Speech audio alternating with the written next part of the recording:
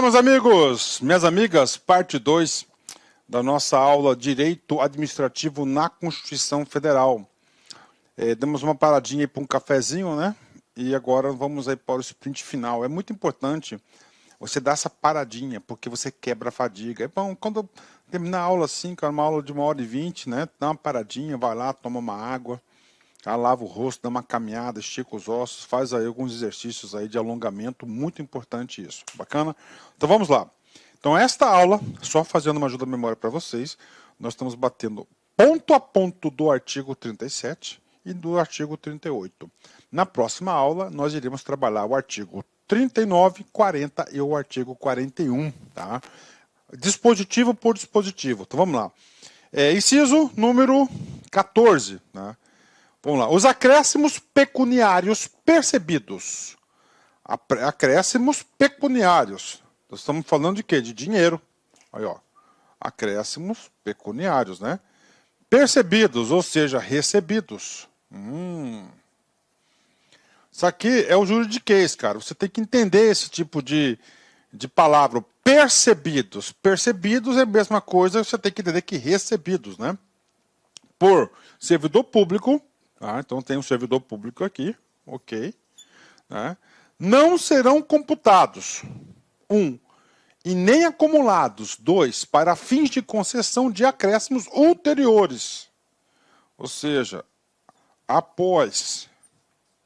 Tá? Após, ok, vamos lá, vamos entender com calma. Vamos dar um exemplo. Fulano de tal recebe vencimento básico de 2.000, por exemplo. Os acréscimos pecuniários. Percebidos. Professor, tudo bem. Vamos dar um exemplo de um acréscimo pecuniário nesse caso concreto, vencimento básico 2.000. O cara, motivo Y, está recebendo, pelo motivo Y, a gratificação Y, né? Vamos colocar que é uma gratificação especial. Essa gratificação especial é 10% sobre o vencimento.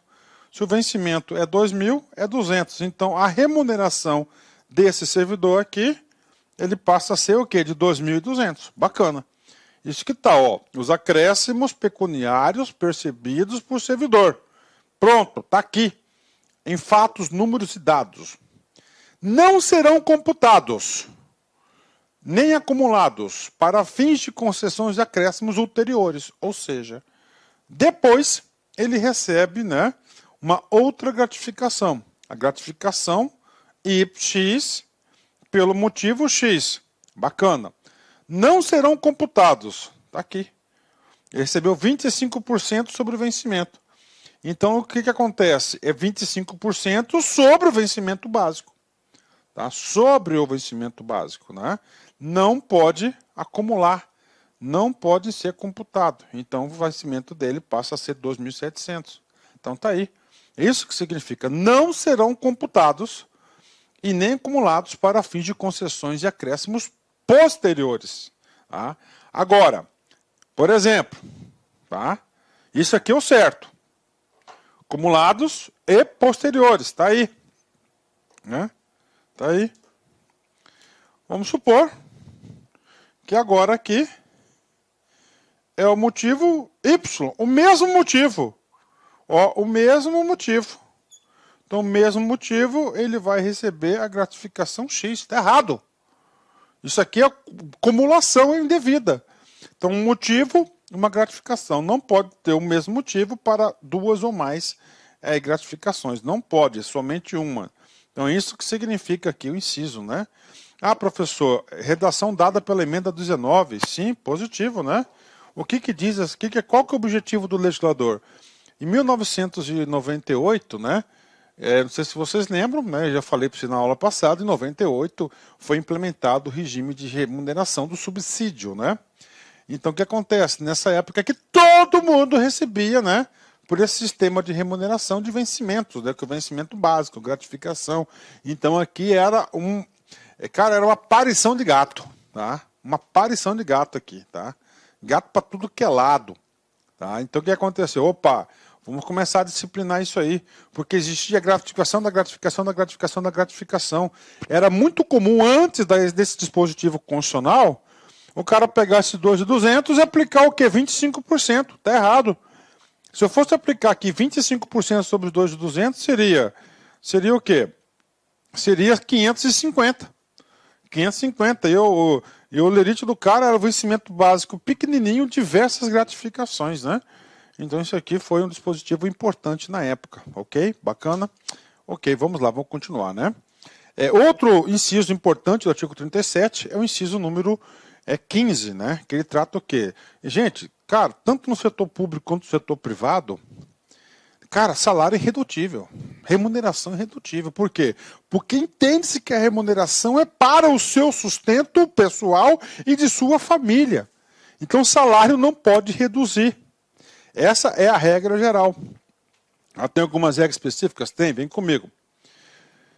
O subsídio e os vencimentos, ou seja, aqui já englobou que as duas formas de remuneração, subsídio e vencimento, dos ocupantes de cargos e empregos públicos são irredutíveis. Professor, cargos e empregos, ou seja, aqui ele colocou cargo comissionado, função comissionada, tá? Ele incluiu todo mundo, servidor temporário, servidor não estável, efetivo, não efetivo, estabilizado, todo mundo. Então são irredutíveis. Regra geral. Ok? Ressalvado, vamos pelas exceções. O disposto no inciso, olha aqui, 11. O que é isso aqui? É o teto. Então é o seguinte, o teto é 40 mil, por exemplo. A remuneração do cara foi 43 mil. Então vai descontar 3 mil do teto. Eu já vi isso acontecer muito, cara. Já falei para vocês, eu fui de gestão de pessoas do estado de Mato Grosso, todo mundo passava lá. Às vezes o cara tinha um vínculo com o NEMAT, por exemplo, na universidade, ganhava lá, não sei, vou chutar lá, seus 15 mil, tá? E ele tinha um outro encargo, tinha outro emprego que ganhava lá, quem sabe lá, 25 mil, dá 40 mil, e o teto na época era 35 mil, por exemplo. Bastava, então teto, né? E esse aqui, ó, o 14 a gente acabou de ler. São os acréscimos, ó.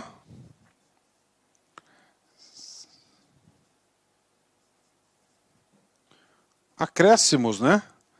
Ulteriores aí, ó. Bacana? Vamos lá. Deste artigo e o artigo 39, parágrafo 4º. O que é isso aqui?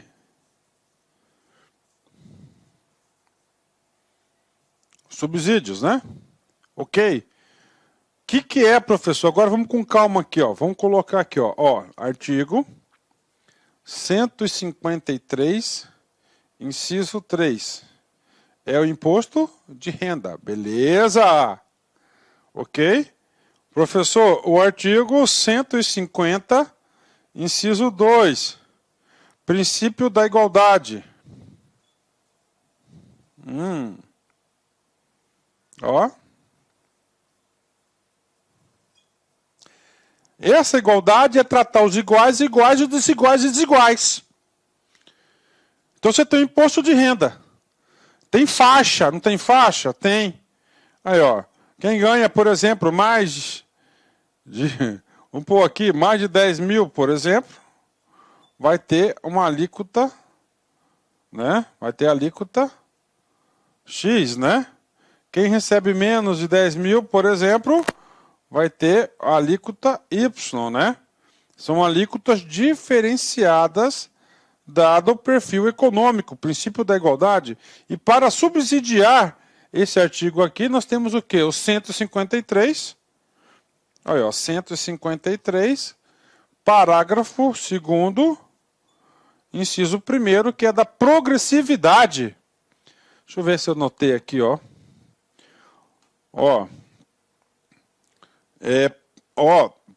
Generalidade, universalidade, ó, generalidade, universalidade e progressividade do imposto de renda.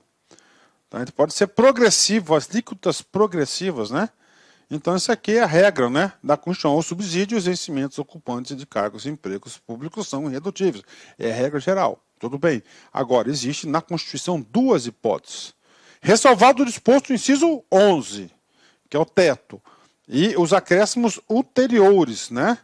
Olha, os acréscimos, né, deste artigo, e os artigos 39, né, do subsídio aí, né? as regras do subsídio, né? Aí os vencimentos, né? Olha aí, ó. Salvo aqui as alíquotas do imposto de renda. Professor, tem outra hipótese que você conhece de redução do subsídio? Sim, eu conheço outra hipótese, né?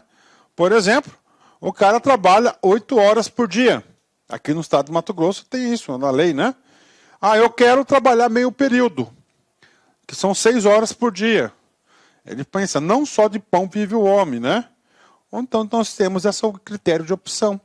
Então você pode ir lá no RH, tá certo? E mudar a sua carga horária de 8 horas diárias para 6. É claro que vai ter uma redução proporcional à sua remuneração, tá?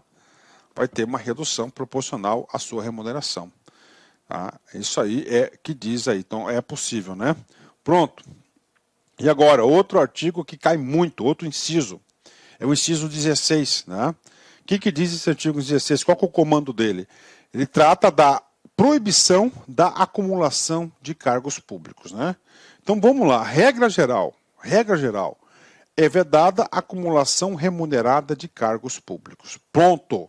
Então, regra geral, então o Constituinte assim desejou.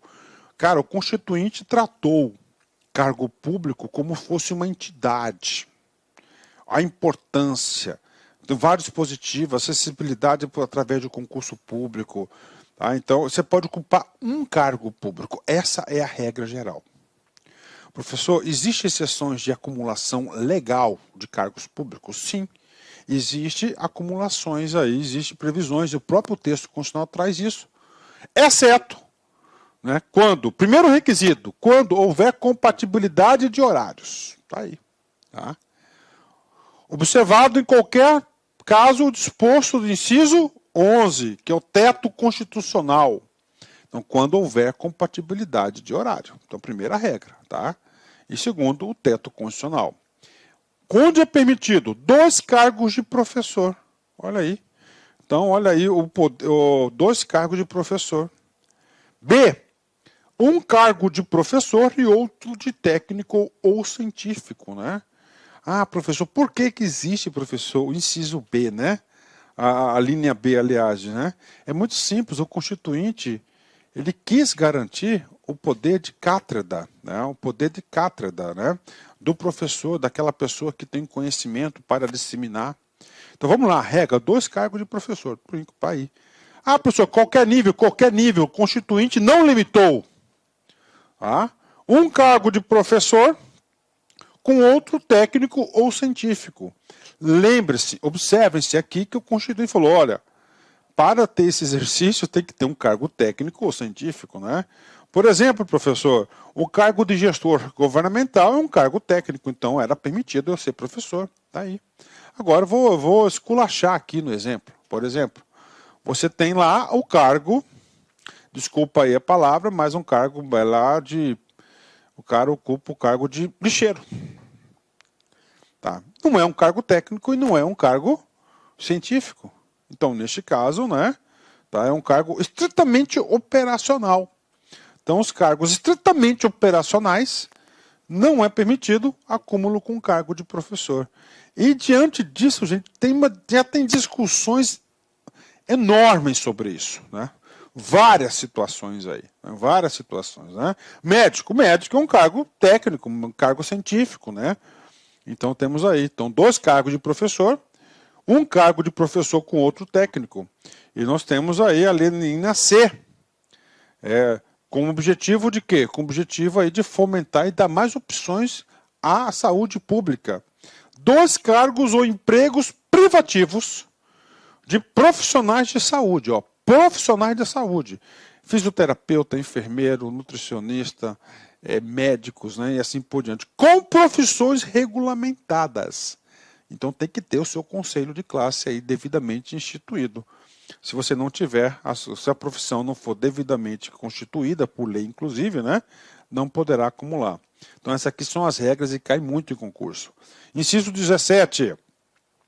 A proibição de acumular estende-se a empregos e funções e abrange autarquias, estende-se a empregos, CLTistas, né? Funções, ok, né? E abrange autarquias, fundações, empresas públicas, sociedade de economia mista, suas subsidiárias, sociedades controladas direta ou indiretamente pelo poder público. Então, há uma extensão dessa proibição, não apenas para a administração pública direta. Ele deixou bem claro, ó, autarquias, fundações, empresas públicas, sociedade de economia mista, suas subsidiárias inclusive, né? Ou seja, ele quer realmente que essa regra venha a acontecer, que essa regra aí realmente aí venha, tá certo, venha a ser cumprida. Por isso que ele criou essa regra, né? Ok. Agora vamos estudar dois incisos aqui. Atividade fazendária. Essa atividade fazendária é a atividade do fisco. É aquela atividade responsável pela arrecadação da administração pública. O que seria a administração pública sem uma saúde financeira? Ferrou. Tá? E eu sou da época que eu vivi o caos da administração pública. Não é essa coisa organizadinha como é hoje. Tá?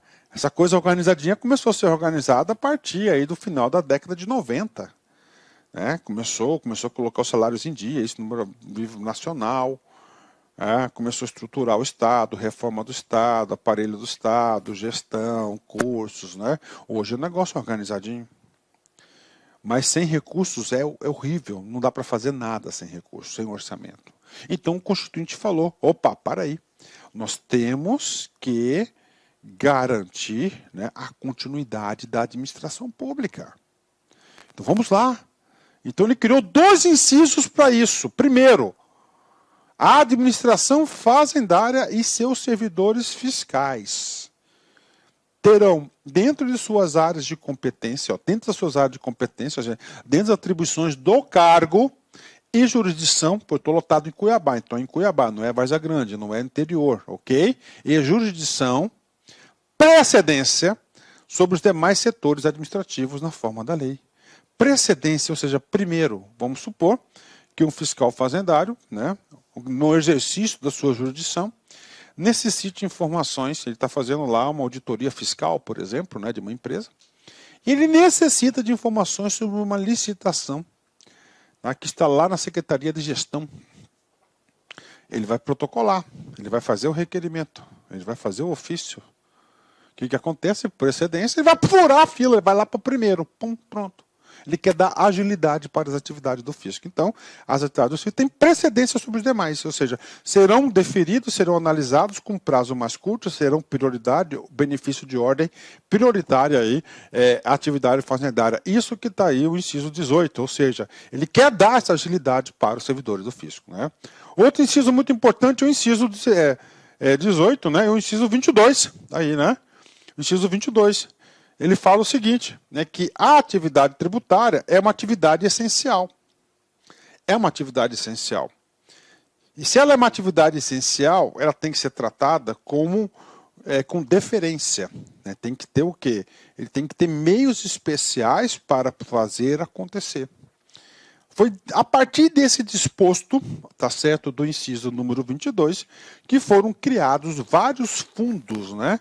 Por exemplo, aqui no Mato Grosso, na época, era o Fungefaz, que era um percentual das multas aplicadas e arrecadadas pelo governo do estado.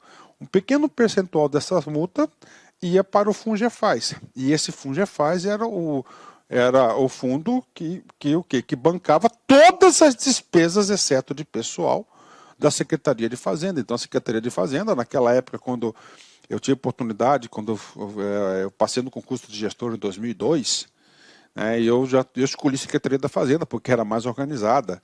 Então lá, gente, lá é o seguinte, lá parecia iniciativa privada, papo sério. Então lá tem um setor de pagamentos, então tinha recursos, então lá não tinha essa miséria desgramada que já vinha em outros órgãos, não. Lá era bacana, porque era Fungefaz, ou seja, tinha uma saúde financeira, consequentemente isso provocava o quê? Altos índices de gestão e eficiência. Então é a preocupação do quê? Do constituinte em estruturar esse setor para que o Estado aí dê condições aí de arcar com as suas finalidades, né? As administrações tributárias da União, dos Estados, DF e municípios, atividades essenciais ao funcionamento do Estado. Olha, ele já falou, atividades essenciais. Sem ela não funciona o Estado. Né? Exercidas por servidores de carreiras específicas, né? Aí todos eles têm carreiras específicas, concurso maravilhoso, e aqui na LAC a gente está se especializando bastante nesse segmento. Terão recursos prioritários para a realização de suas atividades e atuarão de forma integrada. Ó, terão recursos prioritários, tá? Inclusive com compartilhamento de cadastros e de informações fiscais na forma da lei ou convênio, né? Então, aí terão recursos prioritários. Então, as suas despesas internas, né, isso, o pagamento do empenho da Secretaria de Fazenda, ele precede todos os outros, né? Porque é uma atividade essencial, ele tem o físico, não pode parar. Inclusive, aqui permite o quê? Fora essa parte administrativa, que ele trata de outra coisa importante, de lei e convênio, ou seja, ele pode, o Estado aí, no exercício de suas atividades aqui, exercício das suas atividades, poderá celebrar convênio com o município, com outros estados, a fim de o quê? De organizar e dar agilidade. Aqui no estado do Mato Grosso, para cumprir esse dispositivo constitucional, terão recursos prioritários, né? Ele criou o Fungefaz. E todos os outros estados devem ter criado o Fungefaz. Então é um fundo próprio da Secretaria de Fazenda, que é um pequeno percentual sobre as multas aplicadas, né? Vai para o Fungefaz, um fundo poderosíssimo aí, onde os recursos são destinados para manutenção do fisco estadual. Agora a gente vai para dois incisos importantes, o inciso 19 e o inciso 20. Tá? O inciso 19 e o inciso 20, ele fala da fundação e da autarquia. Tá? Fundação e autarquia. Fundação e autarquia são o quê? Integrantes da administração pública indireta. Tá? Indireta. Vamos lá. Ó, por lei específica. Ó, lei específica.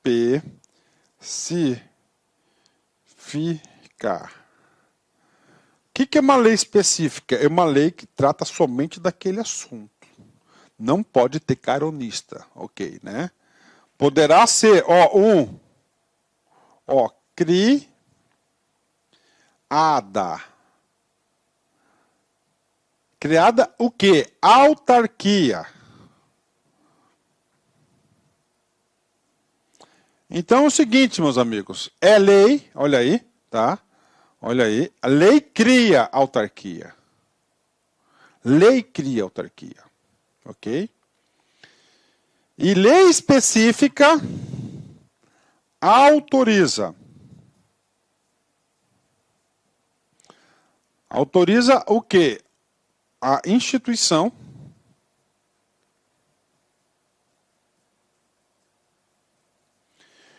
de empresa pública, sociedade de economia mista, tá? E fundação.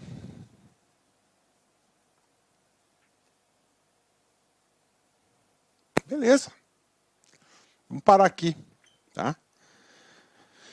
Lei cria autarquia. Tá? Por que lei cria autarquia? Porque a autarquia ela tem um regime jurídico muito próximo do regime jurídico da administração pública direta. E os órgãos são criados por lei na administração pública direta. Agora, a lei autoriza. Ela autoriza. Mas quem que cria? Quem que vai criar esses caras aqui? Junta comercial.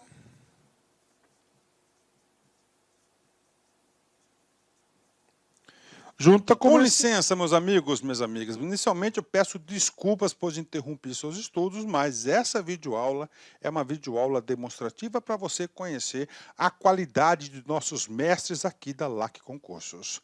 Eu sou o professor LAC, especialista em concursos públicos, que somente em 2022 eu já fui aprovado em 7 concursos públicos. É isso mesmo, em 2022 sou especialista em concurso público e eu estou aqui para te ajudar nessa caminhada do concurso da Polícia Militar do Estado da Bahia e também do Corpo de Bombeiros Militar. Gente, olha só, qual que é o diferencial da LAC Concurso? Primeiro, tá, o nosso diferencial primeiro, preste atenção, tá? Primeiro, nós temos uma ferramenta pedagógica chamada Personal Coach. Personal significa pessoal, coach significa treinador. Então aqui você tem um treinador pessoal de concursos. Essa metodologia ela é baseada em técnicas de administração, em ferramentas de administração, mais precisamente administração por resultados. Ou seja, todo dia você tem uma meta de estudos, é isso mesmo. Todo dia você tem uma meta de estudos.